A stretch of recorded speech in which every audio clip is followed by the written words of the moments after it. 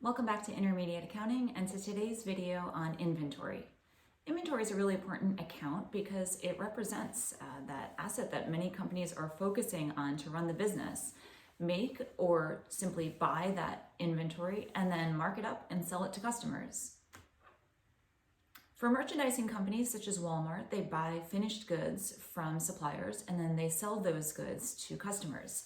So you'll see one account on the balance sheet called inventory. However, for manufacturing companies like Sherwin-Williams, they buy raw materials from suppliers, process those raw materials into finished goods, and sell those finished goods to customers. So the balance sheet might report inventory in terms of the stage of completion: raw materials, work in process, and finished goods. It's really important to understand the terminology that we see here in this inventory cost flow picture.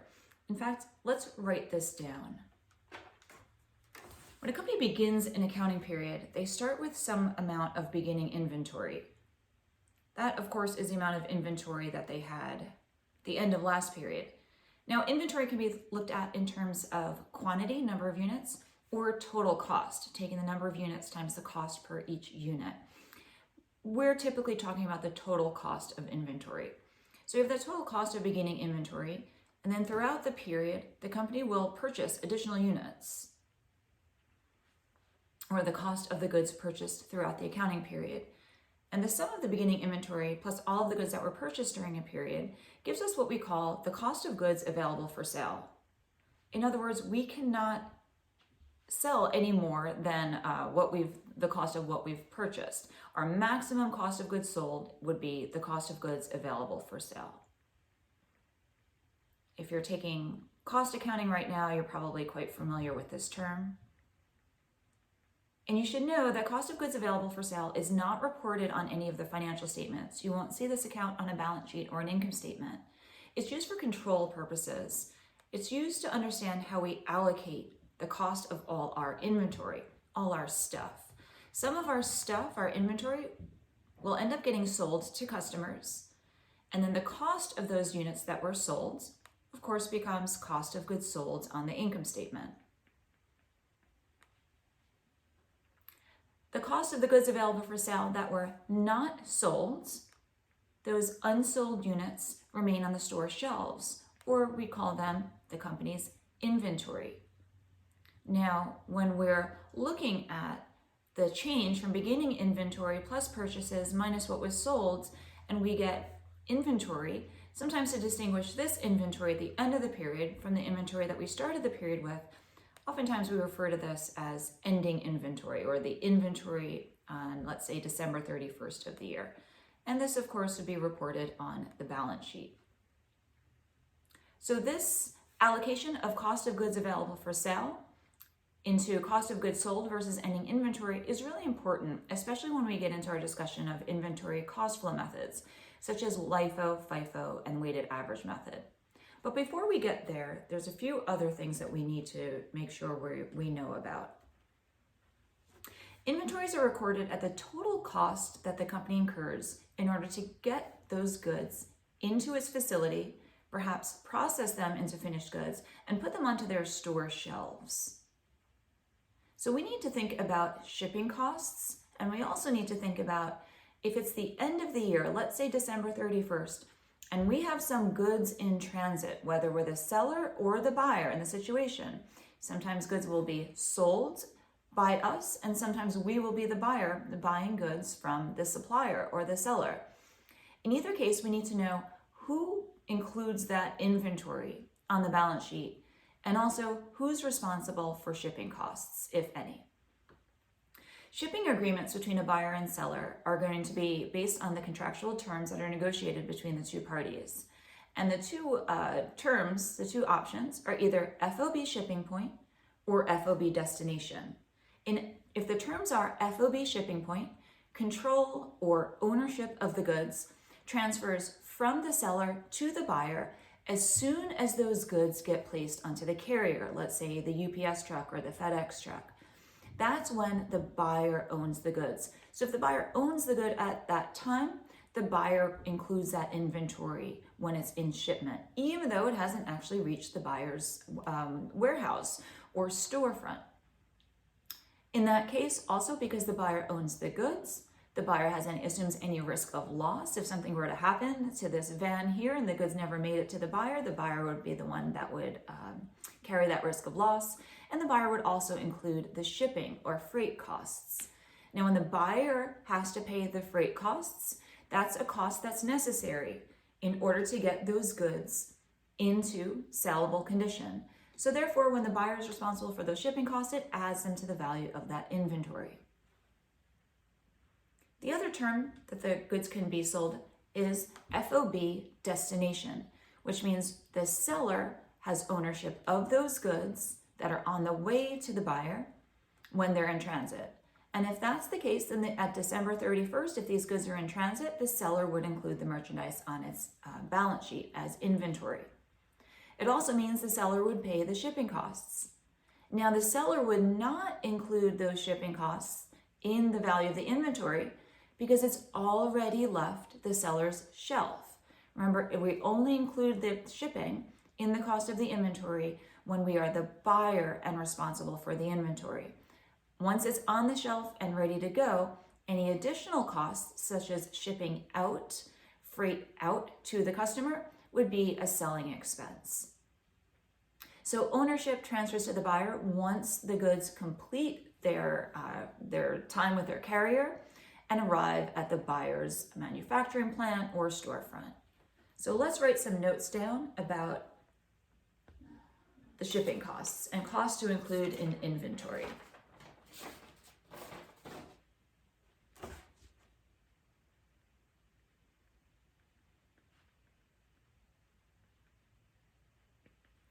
Cost to include in inventory, of course, the cost of direct materials, direct labor, and manufacturing overhead that's incurred in the manufacturing process. Or we could see this in terms of stage of completion, the raw materials, the work in process, and the finished goods. Of course. Include inventory in transit while it's with the shipping carrier. And it's really important that we remember these rules. If the goods were purchased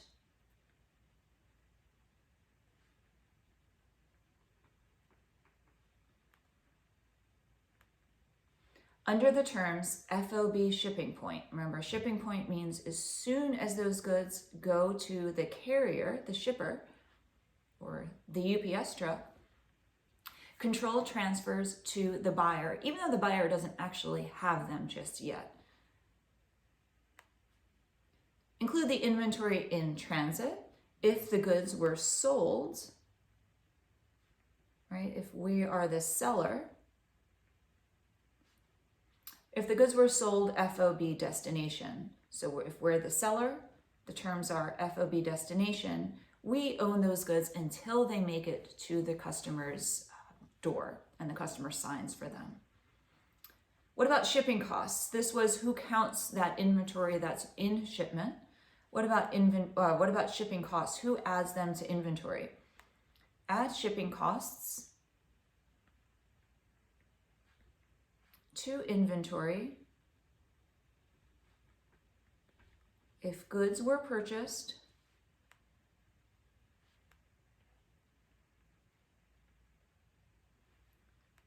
FOB shipping point. Okay, so I want to make clear two things need to be here. The goods have to be purchased. In other words, we're looking at the buyer's perspective, and the contractual terms were FOB shipping point. And we call those shipping costs freight in. In meaning we're paying it on its way here. Since we own it, we're responsible for it. It was necessary to get those goods to our stores, so we include it in inventory. Now, if goods were sold FOB destination, okay, so again, we're talking about sold rather than purchased, FOB destination. So now we are the seller. We have control of the goods while they're on their way to the buyer. And we incur the shipping costs. However, they've already left the store shelf. So we stop including additional costs once those goods are on the shelf. So any additional costs, such as shipping from our facility to the customer, those shipping costs are a selling expense. And they are therefore not included in the cost of inventory. Now let's talk about consigned goods. So the company that produces the goods, the owner, may decide it's not actually going to be the one to sell the goods. So what it does is it still maintains ownership of the goods, but it transfers those goods to the seller. The seller acts as an agent. It doesn't actually own the goods. The seller is not buying them. The seller can have absolutely no cash that is paid out to the consignor until those goods are sold to the customer. So what do we need to know about consigned goods? Well, we first need to know who's the consignor and who's the consignee when goods are held on consignment. And so let's write this down. Goods on consignment. They remain the property or ownership of the consignor. So who's the consignor and who's the consignee? Let's take a look at an example. Let's say that we have Williams Art Gallery.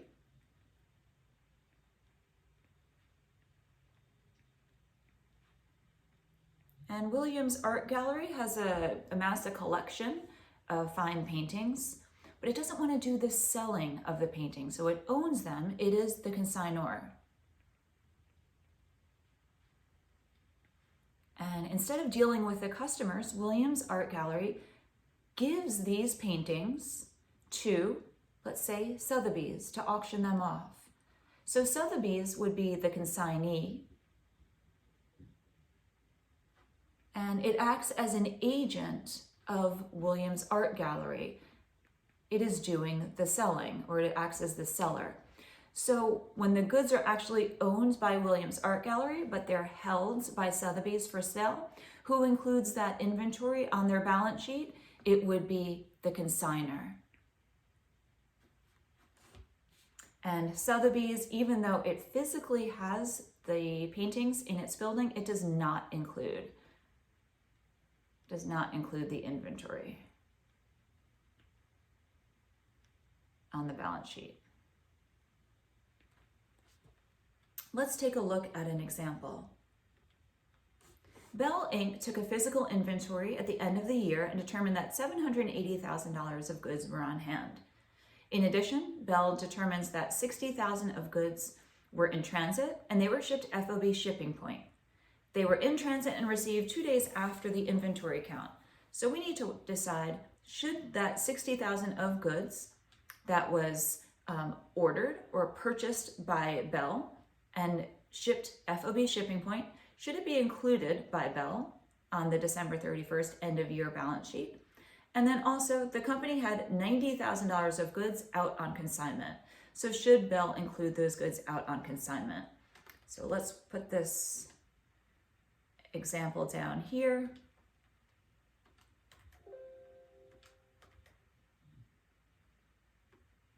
Well, we know that we need to have the $780,000 of the inventory that was physically counted. The next question is, do we add the goods that were in transit and shipped FOB shipping point? So let's go back to our visual of what does FOB shipping point look like. Remember, Bell Company is the buyer. They've purchased the merchandise and ownership transferred to the buyer as soon as it went onto the carrier.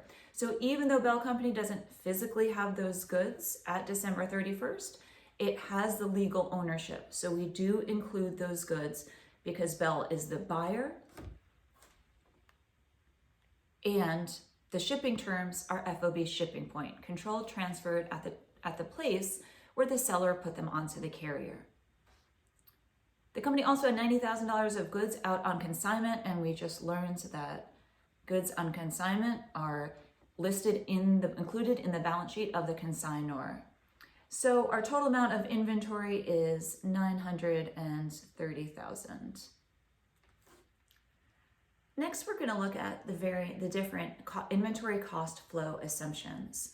So when the company is acquiring its inventory, whether that be raw materials or the finished goods because it's a merchandiser, and that those units change in cost over the accounting period, how do we know what the cost is of the units that were sold during the period? One method is to specifically identify what, for every single unit that we purchased, what did that unit cost us? There's a lot of record keeping and tracking involved there, so few companies actually use the specific identification method. Instead, companies generally make an assumption. Do we want to assume that the earliest stuff that we purchased was sold first? Do we want to assume that the latest stuff that was purchased was sold first? Or do we want to just take an average of the cost of all of our units and take that average cost per unit and multiply that by how much was sold to get our cost of goods sold? It's important to note that the company doesn't actually have to sell its goods with the same manner as the assumption. But once the company makes this assumption, whether it's going to use FIFO, LIFO, or the average cost method, it needs to stick with that assumption in future accounting periods.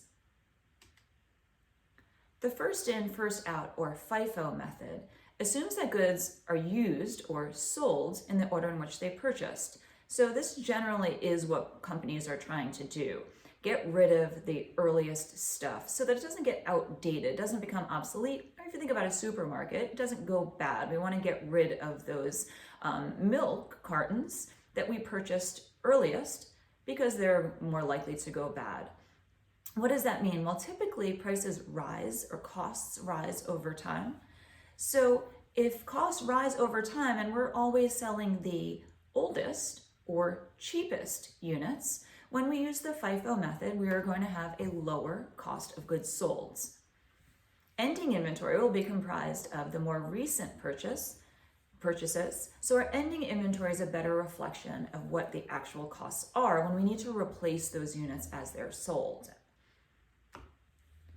The LIFO method is last in, first out. This assumes that our most recent or our latest purchases are the ones that are going to be sold first. So because of that, assuming that prices are rising over time, our cost of goods sold is going to be comprised of the most recent costs, the higher costs. So using LIFO will often result in the highest cost of goods sold. And ending inventory, of course, would be the opposite. It would be comprised of the units with the lowest or earliest costs. And the one benefit of the LIFO method is that it matches, so current revenues, sales prices are based on market prices at that time, and it matches those revenues to the more current costs of the most recently purchased inventory. The third method is average cost, also known as the weighted average cost, and it says, well, of all of the, let's calculate, of all of our total cost of goods available for sale for this period, how many units did that relate to? And then that would give us an average cost per unit, and we can use that to determine both ending inventory and cost of goods sold. Next, let's take a look at an example. Assume that Walmart had the following purchases during the month of March. So the company started with no beginning inventory, but it made purchases on March 2nd, March 15th, and March 30th. We see a blank line here for March 19th. That's because that's the date that the company has a sale. But while we assume that the company is using the periodic inventory system, the company doesn't track the date of the sale. They simply wait until the end of the period, and then they do a physical inventory count. So when we see a physical inventory count was taken, we know that the company uses the periodic inventory system. They found that 6,000 units of inventory were on hand in ending inventory. So we can calculate how many units were sold by saying what was the total amount of units? 6, 7, 8, 9, 10, total amount, 10,000 units were available for sale. And if we know that 6,000 units were on hand or not sold, unsold or in ending inventory, then we know that we sold 4,000 units. What we want to know is what was the cost of these 4,000 units that were sold, and what was the cost of the 6,000 that are sitting in ending inventory. Let's calculate those two amounts, cost of goods sold and ending inventory. Let's start off by using the FIFO method. Okay, so FIFO says that the first inventory in was the first inventory out. Let's look at FIFO value, dollar value of the ending inventory, which again is 6,000 units. So we track the date, the number of units for each inventory purchase, and then the cost per unit. And the number of units times the cost per unit gives us that total cost. So first in was the first out. If we're trying to say what's the cost of the stuff that's sitting in ending inventory, we're going to start from the most recent purchases. So March 30th, the most recent purchases were not sold, and we're trying to count for a total of 6,000 units. So March 30th, we have so we say 2,000 of our 6,000 total units are assumed to be from the March 30th, our most recent purchase. And on March 30th, they had a cost of $475 per unit. So our total cost of that March 30th purchase was $9,500. Again, we're trying to account for the cost of the 6,000 units in ending inventory. So we want more units, we want to account for more units. What's the next most recent purchase? That was on March 15th. Now I can't account for the full 6,000 purchased. What if I did? If I put in all 6,000 units, then I would now have accounted for the total of 8,000 units in ending inventory. And there are actually 6,000 units in ending inventory. So from that March 15th, I don't want the full 6,000. I want to have as many units from there as I need to get to my ending inventory of 6,000 units. So how many units from my March 15th purchase are sitting in ending inventory? 2,000 plus X equals a 6,000. So we have 4,000 units assumed to be from the March 15th purchase that are sitting in ending inventory. And the cost per unit on March 15th was $4.40. So the total cost of that inventory from the March 15th purchase is $17,600. And the total cost of all 6,000 units is $27,100. This is the dollar value of our ending inventory on the balance sheet under the FIFO method. How about cost of goods sold? Well, there's two ways. The way that the company actually calculates its cost of goods sold is to start with what is the total cost of all the goods that have been available for sale. Cost of goods available for sale. Well, what is the total cost of everything that we had? March 2nd, 2,000 times $4, $8,000. March 15th, the 6,000 times 440, 26,400. And March 30th, 2,000 times 475 is 9,500. When I add all this up, this is my total cost of goods available for sale. And that equals 43,900. So the total cost of everything I had that I could possibly have sold, I didn't, but I could possibly have sold, is 43,900. We know from earlier that cost of goods available for sale is allocated across cost of goods sold and ending inventory. So now that I know my ending inventory is 27,100, if I subtract that, I can back into what my cost of goods sold must be.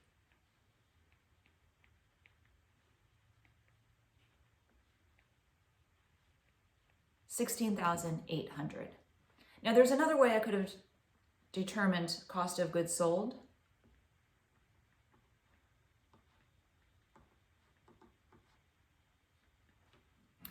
So FIFO assumes that the first stuff in was the first stuff out. I know that 4,000 units went out or were sold. So what is the cost? Well, 2,000 times $4 from the March 2nd purchase.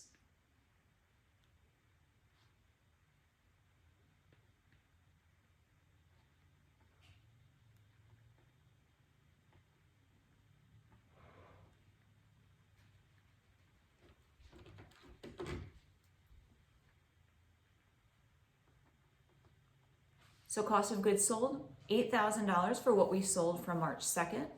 And then we know that we sold a total of 4,000 units. Our next most recent purchase our next earliest purchase was on March 15th at a cost of $440.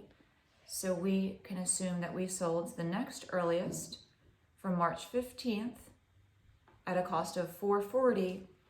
Now, even though we had purchased 6,000 units on March 15th, we didn't sell all of them. We only sold a total of 4,000. So we plug in here that we assume we sold 2,000 units from the March 15th at $4.40. So 8,800 for a total cost of goods sold of 16,800. And we see that these two numbers agree, so we know that we must be correct. Next, let's take a look at how we would calculate ending inventory and cost of goods sold. Let's look at the same problem, but let's assume that instead of using the FIFO method, that the company uses the LIFO method. So the company is assuming that the last stuff in the most recent purchases is what was sold. Let's calculate ending inventory and cost of goods sold using the LIFO method. So again, let's start with ending inventory. The company is using the periodic inventory system. So it's not tracking the date of the sale or what was on hand at the time of the sale. They conduct a physical count at the end of the period and then find that 6,000 units are in ending inventory. What's the cost of those 6,000 units, assuming that they're selling the most recent purchases? So what's sitting in ending inventory is the earliest purchases. So from the March 2nd purchase, all 2,000 units at a cost of $4 per unit are sitting in ending inventory. But that's not all. We know that we have a total of 6,000 units sitting in ending inventory. Where are the remaining 4,000 units from? The next oldest purchase. So we counted for that.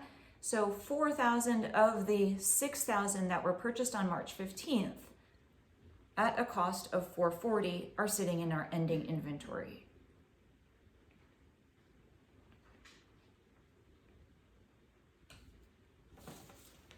So March 15th of 4,000 times $4.40 gives us a total cost of $17,600. And the total cost of our ending inventory, we have 6,000 units at a total cost of $25,600. Here's our ending inventory that would be reported on the balance sheet. How about the cost of goods sold? Now remember, when the company is using the periodic inventory system, what they do is they start off with the cost of goods available for sale. Now, regardless of what inventory cost flow assumption the company uses, whether it's FIFO, LIFO, or weighted average, cost of goods available for sale is always $43,900 because it simply takes each purchase times the cost per unit in that purchase and adds that all up. So cost of goods available for sale is $43,900, and the LIFO inventory is $25,600. So that means the company's cost of goods sold under the LIFO method is the difference.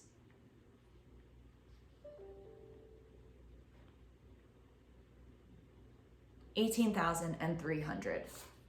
Or we could have calculated cost of goods sold as equal to, well, let's assume the last stuff in was the first stuff out, so that from the March 30th inventory purchase, 2,000 units were sold. 2,000 units, each had a cost of $4.75, which would give a total cost of $9,500. And then remember, if we had 4,000 units that were sold, because 10,000 total, less the 6,000 that were on hand at the end of the period, the 4,000 units that were sold. So we need to account for an additional 2,000 units that were sold.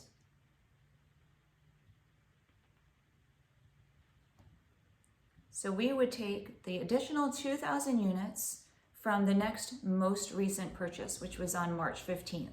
2,000 of our 6,000 units were sold, and they each cost $4.40.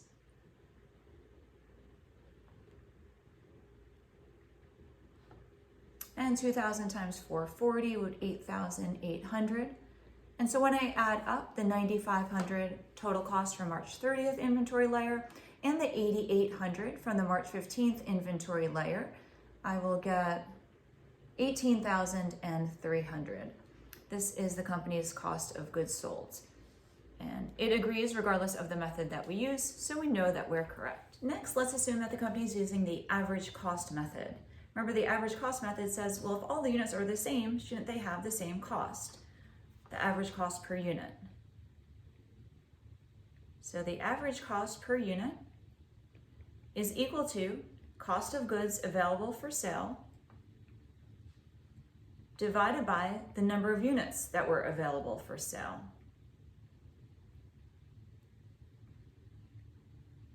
And remember, cost of goods available for sale is not dependent on the inventory cost flow method. So we used cost of goods available for sale in FIFO of $43,900. And in our LIFO problem, again, we use cost of goods available for sale $43,900. We're going to use that amount here again. Cost of goods available for sale, $43,900. And now we say that that cost relates to how many units available for sale. Well, how many units did the company sell? They could not have sold any more than the sum of these three 10,000 units. So that total cost related to 10,000 units. So the average cost per unit was clearly $4.39. We're going to apply this amount. We're going to multiply it by the number of units in ending inventory, which we said was, multiply this by 6,000. And we're also going to multiply this by the number of units sold to get our cost of goods sold. And we said that 4,000 units were sold. So if we take 439 and multiply it by 6,000, we get 26,340 as our ending inventory.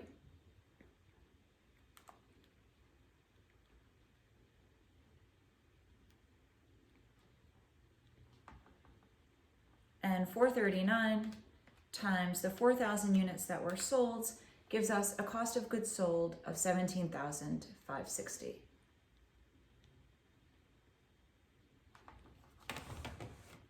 So to conclude, companies have three different inventory cost flow assumptions that they can choose from: FIFO, LIFO, and weighted average. And that choice determines that allocation of cost of goods available for sale to ending inventory and cost of goods sold.